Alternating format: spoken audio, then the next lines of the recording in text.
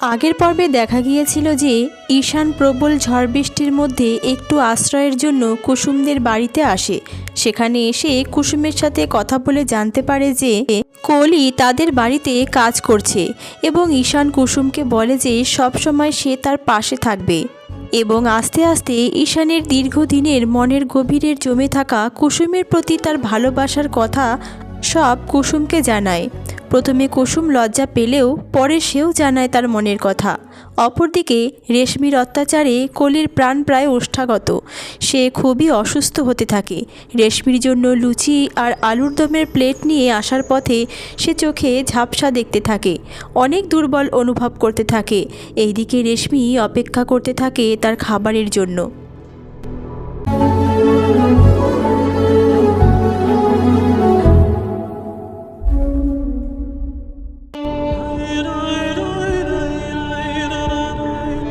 কি রে কলি, হলো তোর? তাড়াতাড়ি নিয়ে আয়। এই মেয়ের জন্য আজকে সকালের জল খাবার কি না খেয়ে থাকবো নাকি? এত দেরি কেন? এতবার করে তাড়া লাগানোর সত্ত্বেও টাইম মতো এখনো কাজ করতে পারিস না?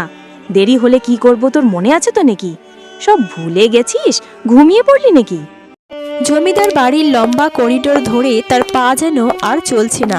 মাঝে মধ্যেই টলে পড়ছে কলি। সে নিজেকে সামলে নিচ্ছে আবার। এ কি এমন হচ্ছে কেন বারবার? এই আর একটু গেলেই তো পৌঁছে যাব, কিন্তু এমন হচ্ছে কেন? চারিদিক অন্ধকার হয়ে আসছে। আমি কি যেন মনে হচ্ছে এক্ষুনি পড়ে যাব। এই কথা বলে কলি আবারও এগোতে থাকে। তার চোখ দুটো ঝাপসা হয়ে আসতে থাকে, তার মাথা ঘুরতে থাকে। সে আর প্লেট নিয়ে যেন এক পাও এগোতে পারে না। এইদিকে ডাইনিং রুমে পায়চারি করেই যাচ্ছে রেশমি। এইদিকে ঈশান ফিরেছে। তার মনে যেন আজ নিজের বশেই নেই। সে আজ বড়ই উদাস। ঝড় থেমে গেলেও তার মনের ঢেউ এখনও থামেনি। তার ঘরের দিকেই হাঁটছে, কিন্তু তার মন রয়েছে অন্য জগতে। তার চোখে রয়েছে শুধুই কুসুমের মুখটা এবং তার বলা কথাগুলো। সে যে কুসুমকে বড় ভালোবাসে, তাকে যে প্রতিশ্রুতির কথা দিয়ে এসেছে, তা যতই কঠিন কাজ হোক না কেন তাকে তো সেই কথা রাখতেই হবে। কলিকে যে করে হোক এখান থেকে মুক্ত করতেই হবে, তবেই তো ফুটবে কুসুমের মুখের হাসি। ঈশান তার ঘরে প্রবেশ করতেই যাবে, এমন সময় সে একটি বিকট শব্দ শুনতে পায়, যেন কিছু পড়ে যাওয়ার শব্দ। সে পিছনে ফিরে তাকাতেই দেখতে পায় কলিকে। সে যেন এক্ষুনি পড়ে যাবে। ইতিমধ্যে তার হাতে রাখা খাবারের প্লেটটি পড়ে গেছে তার হাত থেকে। আরে কিসের একটা শব্দ হলো যেন মনে হলো।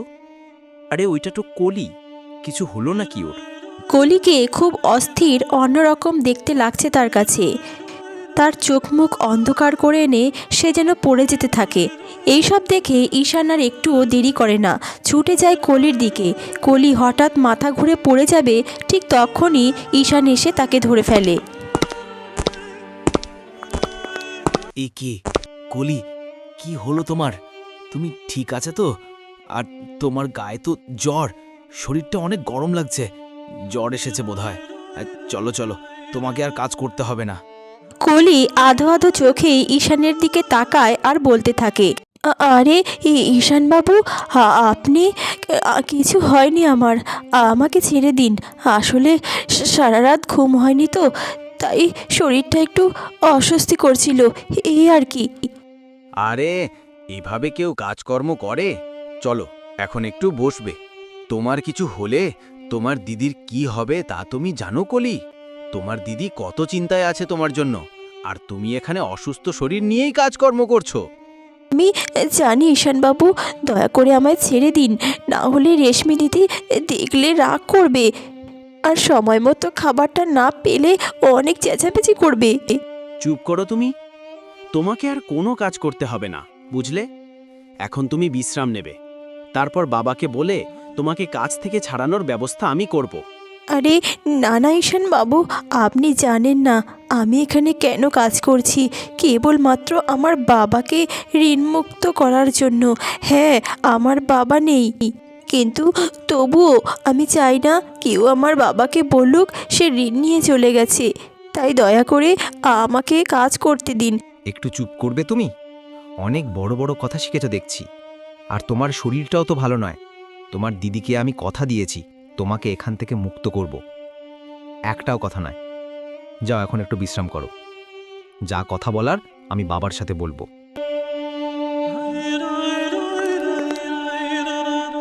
এইদিকে ডাইনিং রুম থেকে রেশমি সমস্ত কিছু দেখতে থাকে এবং ঈর্ষান্বিত কণ্ঠে সে নিজে নিজেই বলতে থাকে, এ কি, ঈশান আবার এলো কোথা থেকে? আর একে দেখছি আমি সামান্য 2 টাকার মেয়েকে এত দরদ দেখাচ্ছে ঈশান, তার হাত ধরে একেবারে কোলে তুলে নিল। না না না, এ বড্ড বাড়াবাড়ি দেখছি। আমার ঈশানকে তার বশে করে রেখেছে। কি সাহস রে!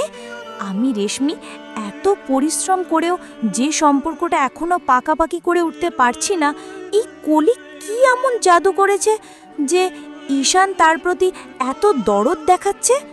না না না না না, যত তাড়াতাড়ি সম্ভব জমিদারের সাথে কথা বলেই আমাদের বিয়েটা পাকাপাকি ব্যবস্থা করতেই হবে। ঈশান আমার হবু স্বামী, ওর চোখে অন্য কোনো মেয়েকে আমি থাকতে দেব না। ওই মেয়েটার জীবন আমাকে নরকে পরিণত করতে হবে। ঈশানবাবু, আপনাকে অনেক ধন্যবাদ। আপনি এখন আপনার ঘরে যান দয়া করে। কেউ এইভাবে দেখলে খারাপ মন্তব্য করতে পারে। আমি এই বাড়িতে কাজের মেয়ে হয়ে এসেছি, আর এটাই আমার কাজ। আমি আমার বাবার ঋণ এইভাবেই শোধ করব।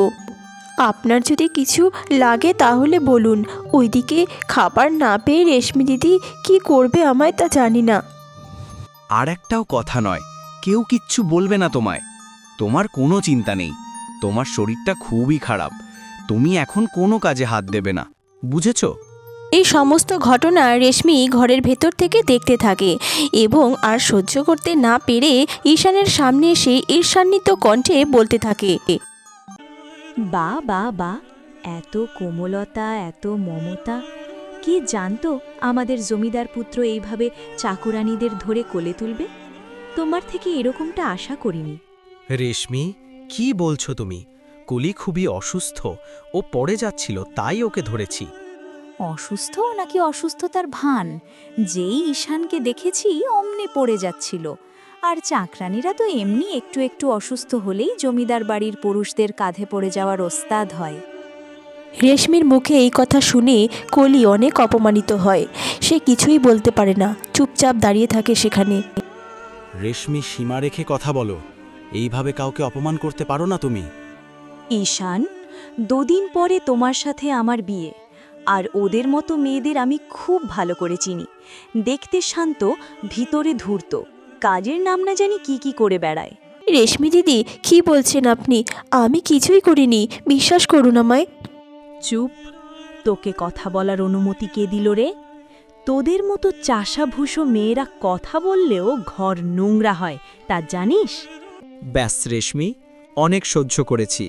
কলিকে যদি আর একবারও অপমান করেছ তাহলে তাহলে তাহলে কি করবে ঈশান? ওকে এই বাড়ির বউ বানাবে? জমিদার বাড়ির একমাত্র উত্তরাধিকারী নাকি এক চাকরানীর হাত ধরে দাঁড়িয়ে আছে? আর এই কথা জমিদারের কানে গেলে এই মেয়ের কি পরিণতি হবে তা জানো তো ঈশান বাবু? রেশমি, তুমি এবার বেশি বাড়াবাড়ি করছো। ভুলে যেও না, এখনও তুমি এই বাড়ির অতিথি, তাই তোমার অবস্থান বুঝে কথা বলবে। বাড়াবাড়ি তো আমি নয়, তুমি করছো ঈশান। তোমার সাথে আমার বিয়ে ঠিক হয়েছে সেটা তুমি ভুলে গেছো। আসলে এই মেয়েটাই তোমাকে আমার থেকে দূরে সরাচ্ছে। ও জানে না আমি কি করতে পারি। এই কথা বলে রেশমি সোজা চলে যায় জমিদারের ঘরে। তার একটাই দাবি, তাড়াতাড়ি তার সাথে ঈশানের বিয়ে দিতে হবে। এরপর রেশমি জমিদারকে সমস্ত ঘটনা বলে এবং তাদের বিয়ের কথা বলে যাতে তাড়াতাড়ি তার সাথে ঈশানের বিয়েটা দেওয়া হয়। কি বলছো তুমি রেশমি? ঈশান শেষে নাকি এক চাকরানী? ছি ছি ছি, আমার মান সম্মানের কথা একবারও সে চিন্তা করলো না। আর ওই কলি, তার এত বড় সাহস হয় কি করে? না না না না না, সত্যি বলছো রেশমি তুমি? বেশি দেরি করা যাবে না। এই মেয়েদের দিকে ঝুঁকে পড়ার আগেই তোমাদের বিয়ের তারিখটা ঠিক করব আমি। দেরি নয়, এখনই ঈশানের সাথে আমি কথা বলবো। হ্যাঁ, তাই করুন কাকাবাবু, না হলে আমার মতো হীরের টুকরোকে হারাবেন আপনি। এই কথা বলে তার চোখ যেন চকচক করে ওঠে, কারণ মনে মনে ভাবতে থাকে তার উদ্দেশ্য খুব শীঘ্রই সফল হতে চলেছে।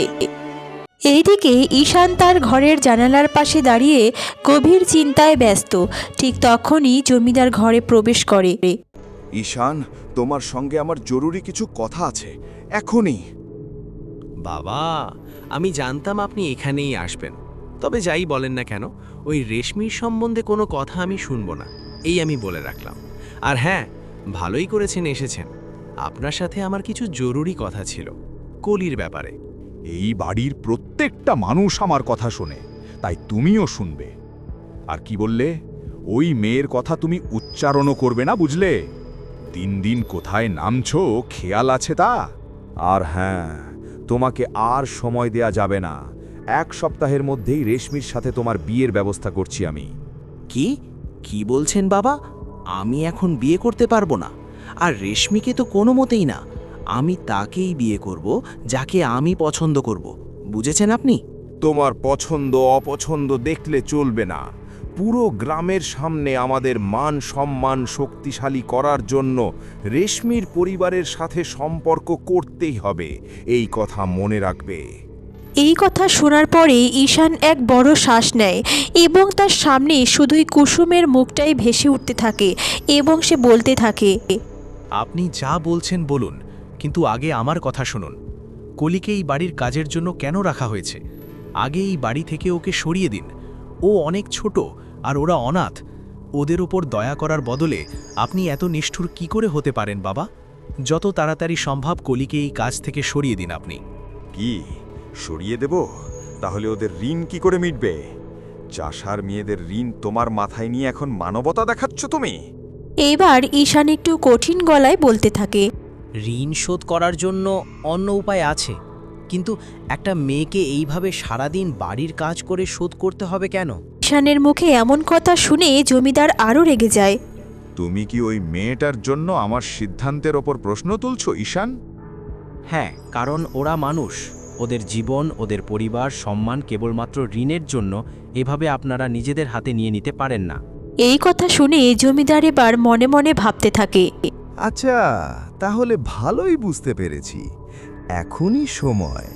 ঈশান কলির জন্য মাথা নিচু করছে আমার সামনে, আর এটাই তো সুযোগ ওকে আমার নিজের পথে চালনা করার। ওরে হরিপদ, তাড়াতাড়ি রেশমির বাবা মাকে খবর পাঠা। বল যে জমিদার বাবুর জরুরি কথা আছে। বিয়ের কথা যত তাড়াতাড়ি ঠিক করা যায় ততই ভালো।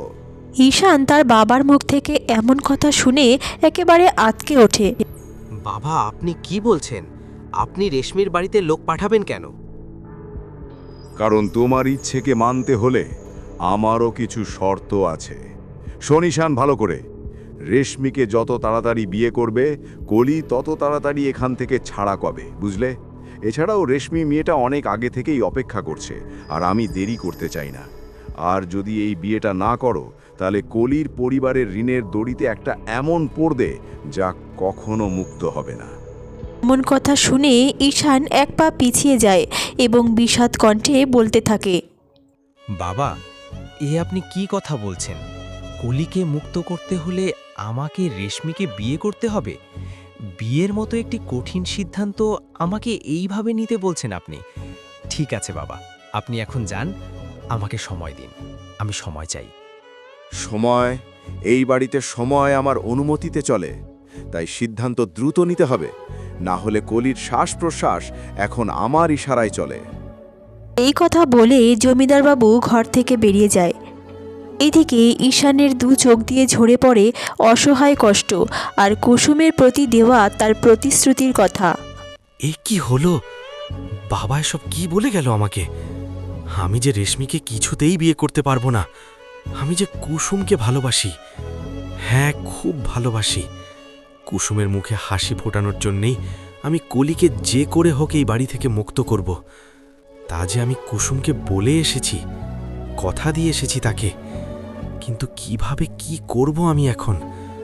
কুসুম এখন কেবলমাত্র আমার উপর ভরসা করে আছে। তোমার বাবা নেই, তোমার কষ্টটা স্বাভাবিক। আমি কথা দিচ্ছি কুসুম, আমি থাকতে কোনো কিছু হতে দেব না তোমাদের। আপনি সত্যি বলছেন? আপনি আপনার বাবার বিরুদ্ধে গিয়েও কলিকে আমার কাছে ফিরিয়ে আনতে পারবেন? হ্যাঁ কুসুম, আমি পারবো, দরকার হলে লড়বো আমি কুসুম। কুসুম, তোমাকে আমি কত বড় মুখ করে কথা দিয়েছিলাম, তোমার বোন কলিকে তোমার কাছে ফিরিয়ে আনবো। আমাকে তো তা রাখতেই হবে, তাই না? আমি আমার বাবাকে খুব ভালো মতো চিনি। তিনি খুবই জেদি, তিনি তার কথায় সবসময় অটল থাকেন। রেশমের সাথে আমার বিয়ে না হলে কিছুতেই কলিকে মুক্ত করবেন না, তা আমার কাছে খুবই স্পষ্ট। তাহলে আমি কি করব এখন? কুসুমের ওই কান্না ভেজা মুখ আমি যে সহ্য করতে পারি না। ওদের পাশে যে কেউ নেই আমি ছাড়া। কুসুমের ভালো থাকা, তার মুখে হাসি ফোটানোই আমার একমাত্র লক্ষ্য। এটাই আমার তার প্রতি ভালোবাসা। জানি আমার এই সিদ্ধান্তে আমি ভালো থাকব না, আমার খুবই কষ্ট হচ্ছে এটা ভেবে, কিন্তু আমার সুখের জন্য দুজন মানুষের জীবনে তো আমি নষ্ট হতে দিতে পারি না। কুসুম, তুমি চিন্তা করো না, কলিকে মুক্ত করে তোমার কাছে ফিরিয়ে দেওয়াই আমার কর্তব্য। তাতে তুমি ভালো থাকবে কুসুম।